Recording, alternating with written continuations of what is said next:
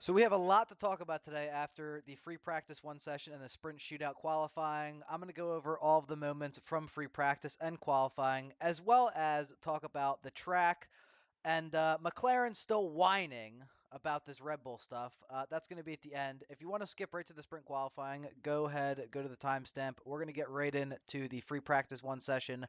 Um, so the main thing coming to this was the track is repaved, and they did it in different sections, and we'll go over that towards the end of the video as well. It's not too important, but what it was important for was that in free practice last year, the time this year was already about 2 seconds faster right off the bat than it was last year. So that was a big part of this first session, as well as the fact that it was really windy, and that seemed to have a big problem. So between the track being kind of brand new and the wind gave a lot of people issues. And if you watch the session, pretty much every single driver at some point either went off, went too deep into a turn, one way or the other.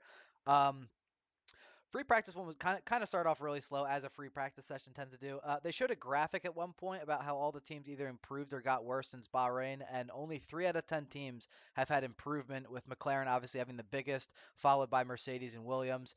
All the other teams had digressed since then, which is kind of crazy.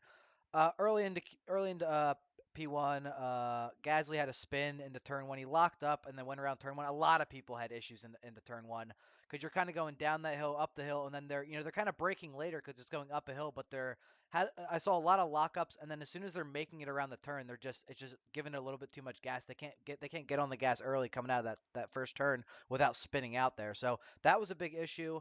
The main thing that happened in FP1 was Lewis Hamilton. He went wide into turn one, or into turn one, like kind of where Gasly did, and then spun out really bad a couple turns later in the S's there in sector one. Um, he was just lucky that the way that he hit the very first entry curve on that first turn of the S's and just kind of ended up spinning in a circle straight through the S's instead of, going, normally around it. But he was lucky nobody else was there. He just spun out and went straight through it and recovered and just kind of kept going. But that was a big moment. If it was any other track with any kind of like street circuit or something like that, he would have been gone. But big spin wasn't really an issue. Lap later, George Russell comes around on that same turn, that first entry curb into the S's, and does the exact same thing Hamilton does, only he saves it. Not as big of a moment. And yeah, they both have the exact same issue though.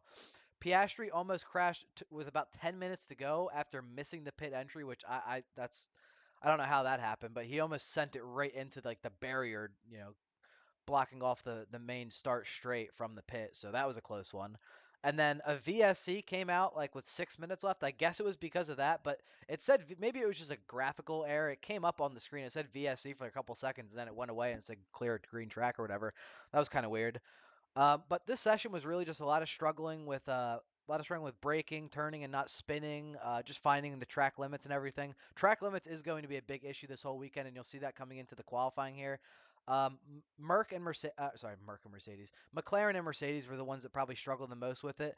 I know McLaren brought a big upgrade package this weekend, and Ferrari was supposed to, but decided not to, and they ended up 1-2 in FP1. So I don't know if that has anything to do with it, but it seemed to be a good idea this weekend to not try a bunch of new stuff because of the only one practice session, and then it just seemed like not the best weekend to bring upgrades, even though it was a long break and it was a good time for teams to prepare upgrades. Maybe this weekend wasn't the best weekend to bring them, given the sprint race structure of the weekend. So after FP1, it was Sainz, Leclerc, who was about 200th behind, Verstappen, Norris, Piastri, and Hamilton.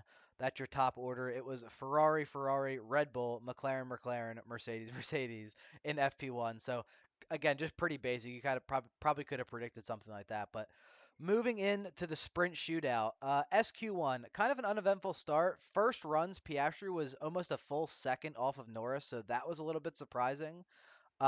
Second run, he got through. He came through about P7, I think, behind Checo or in front of Checo, but he ended up getting his time deleted for track limits around turn 20, which was, I think, the second to last turn or the last turn. So he got deleted and ended up getting booted out in SQ1 because of track limits. I'm sure he'll be more careful tomorrow. Uh, Big thing that happened in SQ1, the biggest thing, Albon had a big spin on his final lap and did a perfect 360 spin. It was beautiful. Right, but I don't even know if he actually went off track doing it, but he spun out around a corner and did a perfect 360. Obviously, didn't make it into SQ2 because of that, but Was pretty cool to watch anyway. Really good save. SQ1 elims. Nothing surprising here. Guan Yu Zhou down in 20th, Bottas 19th, Albon 18th, Ocon 17th, and Piastri, the big surprise, down in 16th. Obviously, Colapinto makes it through ahead of Albon, and both the RBs make it through, including Liam Lawson. So moving into SQ2, right off the bat, Hamilton is whining about going out early. He does this. He does this in SQ3 as well. We'll talk about that. Whining about going out early. Perez's first run was almost a full second off Max, and he was firmly in P10, even though 5 teams at that point out of the 15 hadn't run. So he was the absolute bottom of the barrel after his first run. So that was great. He was complaining the whole time too, and after the fact.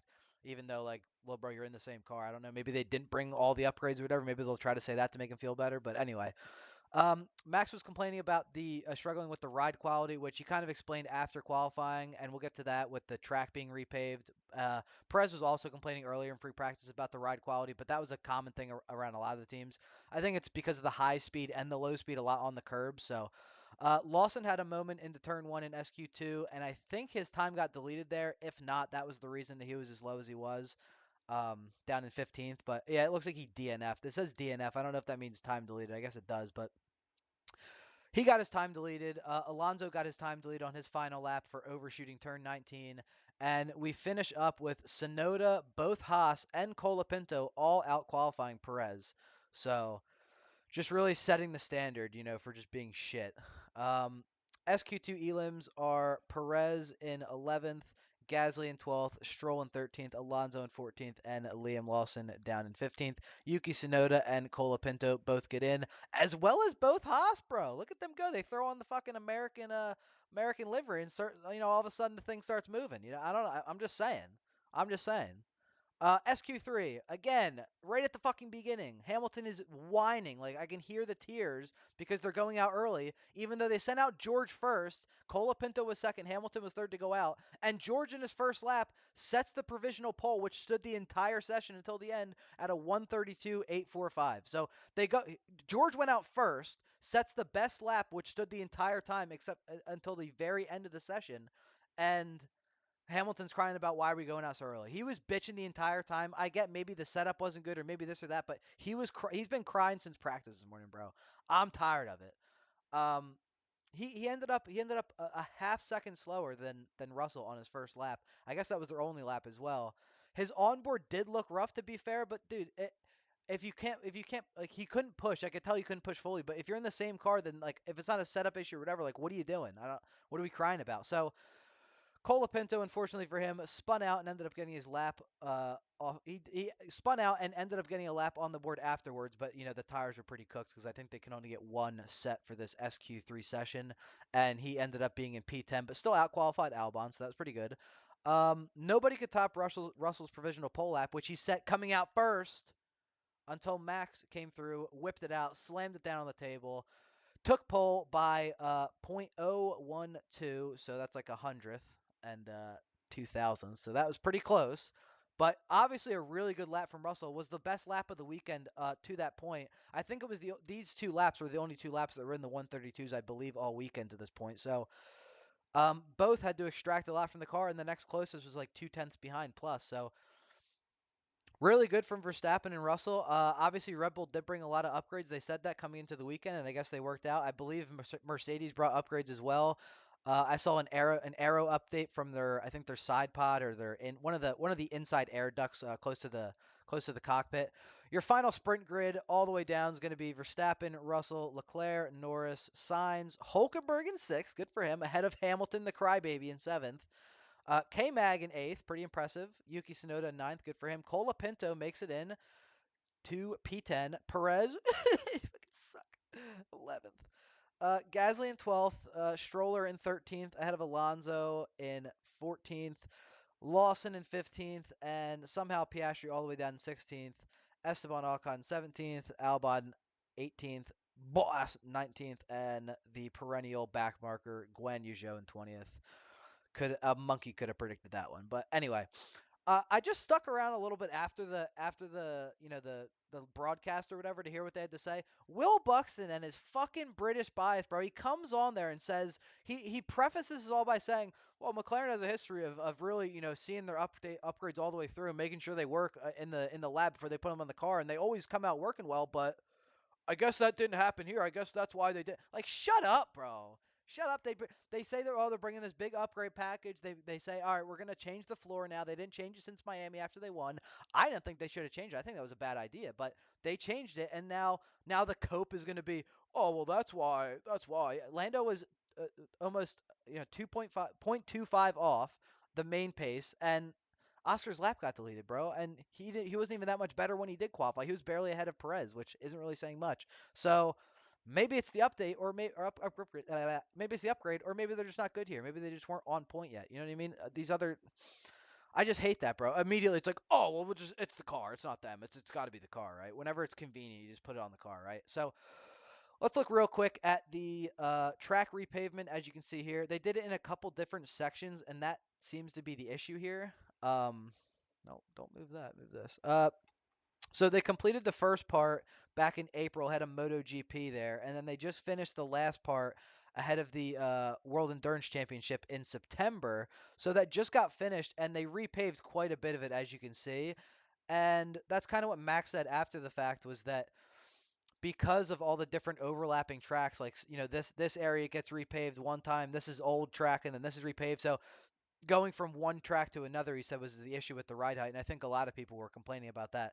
So yeah, track got repaved. I guess it makes it a little bit quicker, so that's fun, I guess. But it also makes it much more taxing on the tires then, and it's going to be more taxing on them physically. So um, it'll make it more interesting. But it seems like the one that can handle the increase. You need the biggest part where Verstappen got the time was in the S's, which is where you pretty much have to just nut up or shut up. I mean, if you ever played like the F1 game and you've gone through there, you kind of have to push it as hard as possible, and it's really just whatever you're confident with. So obviously he was a little more confident on the throttle there, and no, it's got to be the upgrades though, right? It's a fucking upgrade. So anyway, speaking of upgrades, fucking Zach Brown, dude, talk about another crybaby fucking bitch, man. He all day I've been seeing headlines of this dude fucking yapping about this Red Bull front bib thing. And they keep saying, so according to McLaren Zach Brown, it is the only team that has the ability to adjust the ride height from inside the cockpit. They say inside the cockpit like it's on the goddamn steering wheel. Yes, it's inside the cockpit before the car gets built and put together. You can't do it. They explain that so clearly. The FIA was in the Red Bull garage earlier today, examining it during after the practice session, and this guy's still out here fucking whining about it. So real quick though, before we even get into what he said, it's real convenient that there's no evidence of Red Bull ever altering ride height under Parc Ferme like he's going to claim. We're going to go over that in a second. But we have 100% clear proof evidence of their flexible rear wing being used in multiple races in Italy and Baku that they won. So shut the fuck up. What are we talking about, bro? There's clear evidence this guy's cheating. They said, we'll wipe it under the rug because you guys are having a good season. We won't penalize you or anything. Just get rid of it. Don't use it. We'll give you the 2 free wins. And meanwhile, now that something comes up for Red Bull that literally just seems like something that lets them change the ride height with more ease than having to do whatever they would do previously. They added some kind of mechanism. Now he's saying now it's cheating. Like, shut up, bro. It's fucking fat bitch. Stop yapping. So he says, I mean, typically being able to run a car lower is a competitive advantage and makes the car quicker most of the time. Yeah, no shit. Like, everybody fucking knows that. It has nothing to do with this. The FIA, I think, have done a very good job and have identified an element on a single race team that, from what we can see at the open source component, again, all these components that they're using, everything is open source. They can see it the whole time. Now people just started reporting it. That doesn't mean anything's wrong with it just because they reported it. It's very clear in the regulations. It is a material breach that if you modify your car under Parc Ferme, anything you didn't get permission on other than driver comfort is very much against regulations. So they've decided to put a seal on it. That doesn't mean they were caught cheating, little bro. You were caught cheating and they let you get away with it because you're finally fucking competing. And why do you need to put a seal on something you can't get into in Parc Ferme? Like, shut the fuck up, bro. It's a safety measure. It's just to be sure. It doesn't mean, oh my god, dog. And you know what the worst part is that they were so likable before Miami too, and then just since they get one win, they just became the biggest fucking crybaby Karen bitches in all of F1. It's so unbearable to listen to every week. They always got something to bitch about when they're the ones cheating. They had the flexible rear wing in the beginning with Mercedes. They had the flexible rear wing, not even flexible. It had a fucking DRS flap opening. That was way against the regulations. And as far as I'm concerned, they should have gotten DQ'd for those wins. I don't know how you get a win when Leclerc's chasing Piastri down, or whoever the fuck it was. I think it was Piastri. For, was it Baku? Was it Piastri? I think it was Piastri and Baku. For fucking, for 30 laps, or no, whatever, and couldn't get past him for 30 laps because the mini DRS flap opening, while meanwhile Leclerc's using his entire battery and DRS and can't get past. That's okay. We'll just sweep that under the rug. But something that they've clearly seen is not cheating, that's an issue. Oh God. I'm sorry, dude. I'm fucking so angry about that. That's just so annoying to have to hear these guys fucking bitch every weekend when they're the ones literally cheating and getting away with it too. But that's it. It was a pretty entertaining two sessions today. Um, lot of track limits, a lot of braking deep, a lot of spins, a lot of shit going on. I really hope it's like that in the race because we've had some boring races in terms of safety cars and whatnot and crashes. I hope we get a little more aggressive this weekend, but I don't know. Let me know what you guys think. Am I just bitching about McLaren, or is it that fucking annoying? Because I'm just so sick of hearing it, dude. Especially when they were the ones cheating. I'll be back for the sessions tomorrow. I'll be live, and yeah, like the video if you like the video, subscribe. I'll be back tomorrow. Peace.